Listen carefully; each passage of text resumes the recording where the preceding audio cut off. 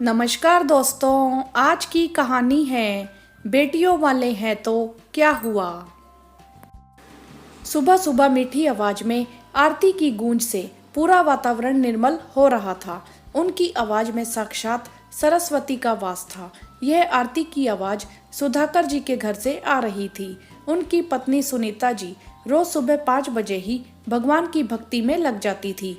सुधाकर जी के परिवार में उनकी पत्नी के अलावा उनकी माँ और उनकी 2 प्यारी बेटियां थी। घर में बहुत ही हंसी खुशी का माहौल था। सुधाकर जी हमेशा अपनी पत्नी सुनीता जी से कहते, तुमने मेरे जीवन में आकर मेरा जीवन सफल बना दिया। तुम्हारी जैसी संस्कारी, गुणी और सकारात्मक सोच वाली पत्नी पाकर मैं धन्य हो गया। तुमने मुझे हमेशा दिया ही है, कुछ मांगा नहीं। प्यार, इज्जत, 2 प्यारी बेटियां, सब कुछ। सचमुच तुमने मेरा घर खुशियों से भर दिया। मैं चाहता हूँ कि आज तुम कुछ मांगो।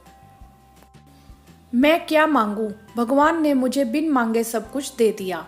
आपके जैसा प्यार करने वाला जीवन साथी, 2 प्यारी बेटियां, सासू माँ के रूप में माँ। भला क्या मांगू? भगवान ने तो पहले ही मेरी झोली खुशियों से भर दी है। वैसे मैं उतनी भी महान नहीं जितना आप मुझे समझते हैं। यह तो आपका बड़प्पन है, इसीलिए आप ऐसा कह रही हैं। आपने जो मुझे मान सम्मान दिया है एक औरत होने के नाते, यह मेरे लिए बहुत बड़ी बात है। हमेशा मुझे अपनी बराबरी का दर्जा दिया। हर छोटे बड़े फैसले में मेरी राय ली। कभी भी ये अहम नहीं दिखाया कि मैं एक मर्द हूँ और तुम एक औरत हो। मेरे हर फैसले में मेरा साथ दिया। सुनीता जी की बात कंप्लीट नहीं हुई थी, उससे पहले उनकी दोनों प्यारी बेटियां प्रिया और नेहा आ गई और कहने लगी, माँ पापा बचपन से आपको एक दूसरे की तारीफ करते सुनते आ रहे हैं। आप लोगों को यह एक दूसरे को बताने की जरूरत नहीं है कि आप दोनों कितने अच्छे पति पत्नी और संसार के बेस्ट मम्मी पापा हो। अगर आप लोगों की बातें खत्म हो गई हो तो ब्रेकफास्ट टेबल पर लगा दिया है, ठंडा हो रहा है। दीदी आपकी पूजा हो गई हो तो आप भी आ जाइए। हाँ हाँ बेटा कहकर सब ब्रेकफास्ट के लिए बैठ गए। नेहा और प्रिया बहुत तेजी से नाश्ता कर रही थी। तब दादी ने टोकते हुए कहा, लड़कियों आराम से खाओ, नाश्ता कहीं भागे नहीं जा रहा। अरे दादी आप नहीं जानती, आज हमारे कॉलेज में एनुअल डे का फंक्शन है, जिसके लिए कॉलेज जल्दी पहुंचना है और फिर रिहर्सल भी तो करनी है। कहते कहते दोनों सबको जय श्री कृष्णा कहकर भाग गई। इसी तरह बाकी सभी भी अपने काम में लग गए। सुधाकर जी जाने माने रईस थे। घर में धन धान्य की कोई कमी नहीं थी। बस एक ही चिंता उन्हें दिन रात सताए जा रही थी कि वह अपनी बेटियों को विदा कैसे करेंगे। वह उनकी जुदाई एक दिन भी बर्दाश्त नहीं कर पाते थे। सुनीता जी कहती थी, अगर आप इसी तरह कमजोर होंगे तो बेटियों को विदा कैसे करेंगे। सुधाकर जी हंस के बोलते, हम अपनी बेटियों के लिए घर जमाई ले आएंगे, उन्हें अपने पास ही रख लेंगे। जी आप हद करते हैं, बेटियों को तो भगवान भी अपने पास नहीं रख पाए तो हम किस खेत की मूली हैं। सीता जी राजा जनक की इकलौती बेटी थी, फिर भी दिल पर पत्थर रखकर राजा जनक को सीता जी को राम जी को ब्याहना पड़ा था। दुनिया के दस्तूर को हमें भी निभाना ही पड़ेगा।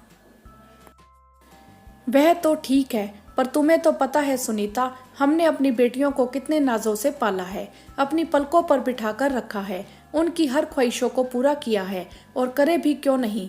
हमारी बेटियां हैं ही इस काबिल। मुझे चिंता है तो बस इस बात की कि इन्हें कैसा ससुराल मिलेगा, वहाँ के लोग कैसे होंगे, खुश तो रहेंगी ना अपने ससुराल में। यही सब सवाल मुझे झकझोर कर रख देते हैं। फिजूल की चिंता करते हो जी। हमने अपनी बेटियों को इतने अच्छे संस्कार दिए हैं कि वह जिस घर में जाएंगी अपने गुणों और संस्कारों से पत्थर से भी पत्थर दिल आदमी का दिल जीत लेंगी।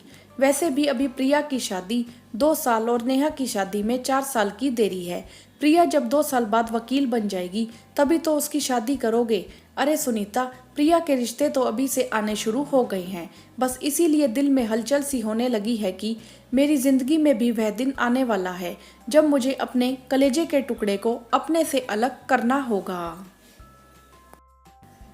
जी हम अपनी बेटियों की शादी करें, इसका मतलब यह नहीं है कि हमारा उन पर कोई हक नहीं रहेगा। हमारा जब दिल करेगा हम उनसे मिलने चले जाएंगे, कभी वह हमसे मिलने आ जाएंगे। सुनीता जी की बातों ने सुधाकर जी को संतोष प्रदान किया। धीरे धीरे वक्त का पहिया अपनी रफ्तार से चलने लगा। प्रिया वकील बन गई थी और उसकी शादी लायक उम्र हो भी गई। रिश्ते तो पहले से ही आ रहे थे, लेकिन सुधाकर जी के मन में सवाल यह था कि रिश्ता टक्कर का भी तो होना चाहिए। बेटी वकील है तो किसी भी अरे गहरे कम पढ़े लिखे लड़के से तो शादी नहीं कर सकते। यही सब सोच रहे थे कि अचानक एक दिन उनके बचपन के दोस्त गुप्ता जी का फोन आया तो कहने लगे, आपने बताया नहीं कि हमारी बेटी वकील बन गई है, इस बात पर मिठाई तो बनती है। तब सुधाकर जी बोले, अरे गुप्ता, मिठाई क्या, मैं तो कहूँगा तुम्हारी भाभी के हाथ का लजीज खाना भी हो जाए, वैसे भी एक जमाना हो गया मिले हुए।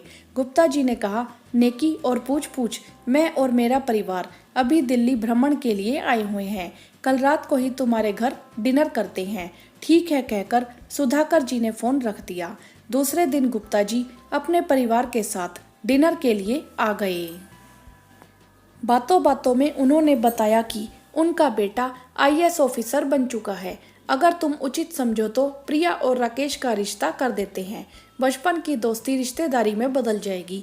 मुझे तो प्रिया बेटी बचपन से ही बहुत पसंद है। हाँ, लेकिन एक बार प्रिया बेटी से पूछ लो, अगर उसे कोई ऐतराज ना हो तो। सुधाकर जी बोले, हम बाप अपनी बेटी का रिश्ता अच्छे घराने में करना चाहते हैं। मेरी बेटी के लिए तुम्हारे घर से बेहतर घराना और क्या होगा। हाँ, लेकिन तुम्हारी बात भी अपनी जगह सही है। बच्चों की मर्जी एक बार जान लेना जरूरी भी है। प्रिया बेटा, राकेश और तुम दोनों आपस में बात कर लो। यह कहकर सब ने उन्हें अकेला छोड़ दिया। जब दोनों बात करके वापिस आए तो सब ने पूछा तो दोनों ने हाँ कर दी। आखिर वह दिन भी आ गया जब सुधाकर जी को अपने एक कलेजे के टुकड़े को विदा करना था। एक तरफ मिलन की खुशी तो दूसरी तरफ जुदाई का गम था। शादी में कोई कसर नहीं रही। दोनों परिवारों ने बहुत धूमधाम से शादी की।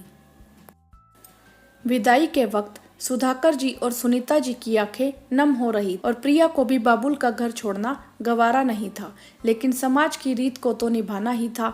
गुप्ता जी ने सबकी आंखें नम देखकर कहा, हम बहू नहीं बेटी ले जा रहे हैं। प्रिया अपने एक बाबुल को छोड़कर दूसरे बाबुल के घर ही जा रही है। आपका जब दिल करे आप मिलने आ जाना, चाहो तो प्रिया बेटी को बुला लेना। सुधाकर जी और सुनीता जी भी अब निश्चिंत हो गए। बेटी की शादी एक अच्छे घराने में हो गई। सुधाकर जी जिस बात को लेकर इतने चिंतित हो रहे थे, आज उन्हें इस बात का एहसास भी नहीं हो रहा था कि उन्होंने अपनी बेटी विदा भी की है। प्रिया अपने ससुराल में बहुत मजे से थी। कभी सुधाकर जी अपने परिवार के साथ मिलने चले जाते तो कभी प्रिया आ जाती। देखते देखते प्रिया की शादी को 4 साल बीत गए और नेहा को भी ब्याने का वक्त भी आ गया। नेहा की पढ़ाई भी कंप्लीट हो चुकी थी, बस एक फॉर्मल सर्टिफिकेट आना बाकी था। इसी बीच दादी की तबीयत अचानक बहुत खराब हो गई। डॉक्टर ने कहा कि कुछ दिन की मेहमान है, ज़्यादा से ज़्यादा दिन महीने। अगर इनकी कोई भी ख्वाहिश है तो प्लीज़ उसे पूरा कीजिए। दादी की इच्छा थी कि वह अपनी दूसरी पोती की शादी देखकर इस दुनिया को अलविदा कहे। रिश्ते तो कई आए, लेकिन शिक्षा के दृष्टिकोण से कोई भी रिश्ता नेहा के लायक नहीं था। लेकिन दादी की इच्छा को ध्यान में रखते हुए संजय नाम के एक लड़के को, जिसका अपना बिजनेस था, नेहा ने उस रिश्ते को मंजूरी दे दी। लड़का और खानदान दोनों सुनने में बहुत ही सुलझा हुआ लग रहा था। अच्छा मुहूर्त देखकर दोनों की सगाई कर दी गई। लेकिन सगाई के एक हफ्ते बाद ही लड़के वाले घर आए और कहने लगे, हमें यह रिश्ता मंजूर नहीं है। सुधाकर जी अवाक रह गए और पूछा, अचानक ऐसा क्या हुआ कि आप सगाई तोड़ना चाहते हैं? यह तो आप अपनी बेटी से ही पूछिए। यह लड़कों के साथ गुलछड़े उड़ाती है, हंस हंस कर बातें करती है। हमारे घर में इस तरह लड़कियों का लड़कों के साथ बातें करना पसंद नहीं है। आप बेटियों वाले हैं, थोड़ा मर्यादा में रहना चाहिए। जबान संभाल कर बोलिए समधी जी। बेटियों वाले हैं तो क्या हुआ?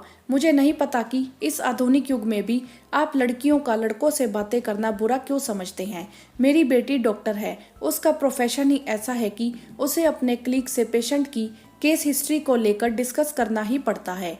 और हाँ, रही बात हंसी मजाक की, तो कभी कभी जब दोस्त साथ में बैठते हैं तो हंसी मजाक हो ही जाता है। माफ कीजिएगा, मेरी बेटियां मेरा गौरव है। उनके संस्कारों पर कीचड़ उछालने का हक मैंने किसी को नहीं दिया है और न ही उनके चरित्र की सर्टिफिकेट मुझे किसी और से लेने की जरूरत है। आप तो मेरी बेटी को सिर्फ 1 हफ्ते से जानते हैं, मैं 26 साल से जानता हूँ। अच्छा हुआ वक्त रहते आपकी छोटी सोच सामने आ गई। आप क्या ये रिश्ता तोड़ेंगे? मैं ही यह रिश्ता तोड़ता हूँ।